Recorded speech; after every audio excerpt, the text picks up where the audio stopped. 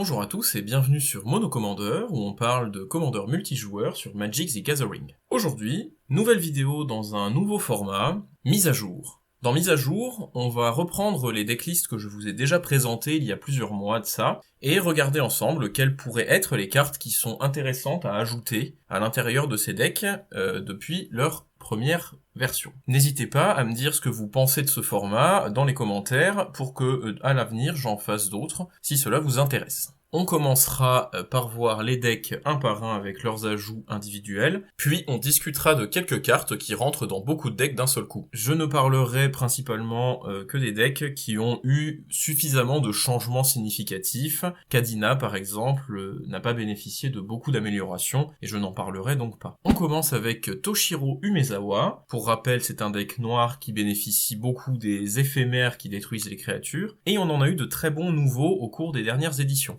Heartless Act de Ikoria, qui permet de détruire une créature en éphémère pour seulement 2, mais aussi Easy Prey, qui détruira une créature de coût converti de mana 2 ou moins, beaucoup plus situationnel, mais avec l'avantage de se recycler pour se remplacer, et rester jouable plus tard grâce à Toshiro. On inclura aussi d'autres anti-bêtes comme Agra Mauling, qui est un terrain de l'autre côté, ou encore Ghastly Demise, qui nous vient de Commander Legends, et qui pour seulement un noir peut gérer n'importe quelle créature, tant qu'on a suffisamment de cartes dans notre cimetière. Soul Shatter permettra de passer outre l'indestructible et la défense talismanique en faisant sacrifier tous nos adversaires. That's Will coûte un peu cher, mais permettra au choix d'exiler les cimetières en créant des petites créatures, ou au contraire de faire sacrifier une créature à chaque adversaire. En plus des anti-bêtes, on a de très bonnes cartes qui rentrent dans Toshiro, notamment Commander Plate, qui est un équipement de Commander Legends très puissant dans les decks monocouleurs, et qui donnera la protection contre toutes les couleurs sauf le noir à la créature équipée. Rise of the Dread Marn est une carte très intéressante de Kaldheim, qui en éphémère pourra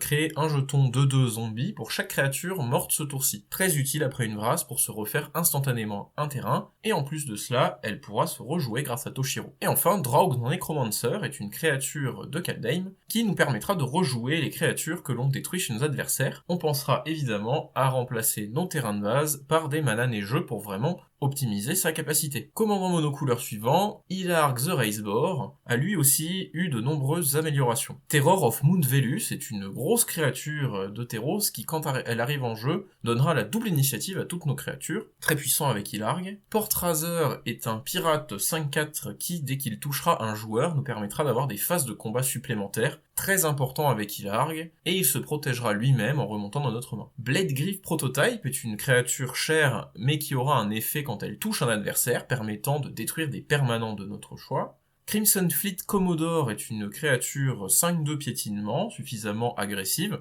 et qui nous donnera le monarque en arrivant en jeu, nous assurant une carte supplémentaire à quasiment chaque tour. On a aussi de très bonnes cartes non-créatures qui s'intègrent bien dans Ilarg, comme Shatterskull Smashing, un anti-bête mais qui pourra être un terrain, très utile car on veut absolument jouer Ilarg tôt dans la partie, ou encore Jeska's Will, qui est une carte qui rentre dans beaucoup de decks rouges, mais qui trouve vraiment bien sa place dans Ilarg, nous permettant souvent de le lancer dès le tour 3. Deck suivant, avec Alela Artful Provocator, dans lequel on peut rajouter Raidan God of the Worthy, qui vient de Kaldheim, qui est une créature de 3 vols qui permettra de ralentir nos adversaires en les taxant sur leurs sorts coûtant 4 ou plus, et en engageant leur terrain neigeux, mais avec un côté bouclier bien plus intéressant dans notre deck, car c'est un artefact, il marche avec les autres synergies dans le deck, et il réduira les dégâts que l'on subit de 1 par source. On peut aussi ajouter Trickster Godheist de Kaldheim, une saga qui échangera en première étape une créature que l'on contrôle contre une autre. Très pratique car avec Alela sur le champ de bataille, on aura toujours une fée au moment où on lance Trickster Godheist. En deuxième étape, permettra d'échanger un permanent non-créature contre un autre partageant le même type.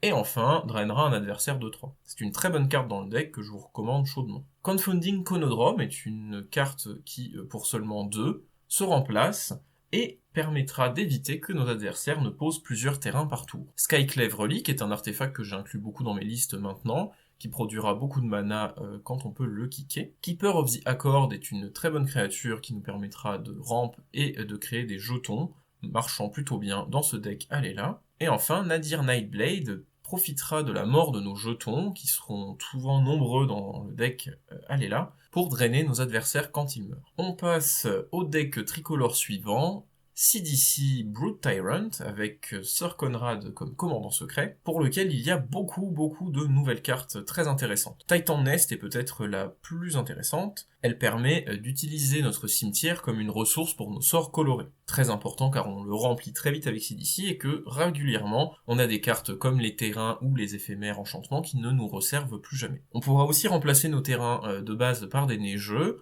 en incluant Jorn God of Winter qui nous permettra à la fois de dégager nos permanents neigeux mais surtout, grâce à son équipement de l'autre côté, de récupérer des cartes neigeuses de notre cimetière pour les rejouer. Glasspool Mimic est une créature clone qui sera aussi un terrain très intéressant dans CDC pour permettre de le trigger plus facilement tout en ayant accès à des terrains. Thieving Skydiver est une créature très forte qui rentre dans beaucoup de jeux bleus permettant de voler des artefacts. Ancien Green Warden pourra facilement prendre la place de Creuser des Mondes, car c'est une créature qui nous permet de rejouer les terrains de notre cimetière, et permet donc d'augmenter le nombre de créatures dans le deck. Acolyte of Affliction est une créature qui nous meulera et permettra de récupérer n'importe quel permanent de notre cimetière dans notre main. Skull Prophet sera un très bon mana d'orc, produisant un noir ou un vert pour seulement 2, et permettant aussi de nous meuler si besoin. On peut aussi penser à des cartes de Zendikar comme Agadim's Awakening, qui prendra un espace de terrain pour un effet de réanimation de masse. Pour Kalamax the Stormsire, qui je le rappelle est un deck incluant des effets Zada et beaucoup d'effets qui permettent de cibler nos créatures, on a un ajout très intéressant, Orvar the Allform,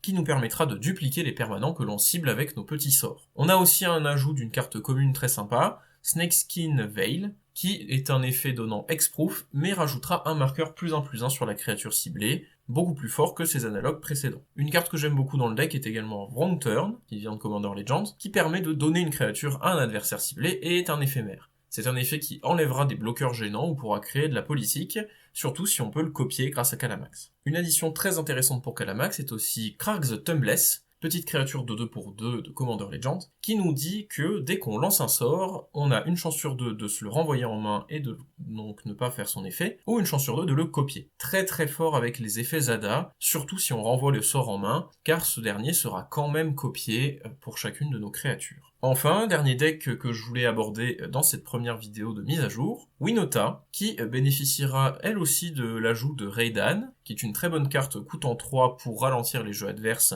et n'est pas humaine, mais aussi d'autres cartes comme Relic Robber, qui est un gobelin de 2 célérité qui pondra des jetons mettant la pression sur les adversaires, Akroma's Will, qui permettra de rendre notre terrain indestructible, mais aussi de leur donner des mots-clés très puissants comme la double initiative, et enfin, des cartes qu'on a déjà vues, mais comme Keeper of the Accord, trouveront leur place dans Winota étant un bon humain. Les quelques cartes un peu plus universelles que je souhaitais aborder sont Jeska's Will, qu'on a déjà vu avec Ilarg, Valakut Awakening, qui est une très bonne carte rouge permettant de se refaire une main tout en étant un terrain si nécessaire et rentrera très bien dans Ilarg tout comme dans Kalamax, mais aussi dans Winota et d'autres jeux rouges. On a aussi les ajouts récents de très fortes cartes que sont Hullbreacher et Opposition Agent, qui rentreront respectivement dans leur deck bleu ou noir très facilement, ou encore Gemraiser, qui rentrera très bien dans tous les decks avec des créatures non humaines, comme CDC ou Kalamax, pour rajouter un pool de créatures, tout en gérant les artefacts et enchantements. Ce sera tout pour cette vidéo de mise à jour, j'espère que le format vous plaît, n'hésitez vraiment pas à me le dire en commentaire, vous pouvez aussi liker la vidéo et vous abonner si ce n'est pas déjà fait. Je vous retrouve très bientôt pour une prochaine vidéo, c'était Mono Commander,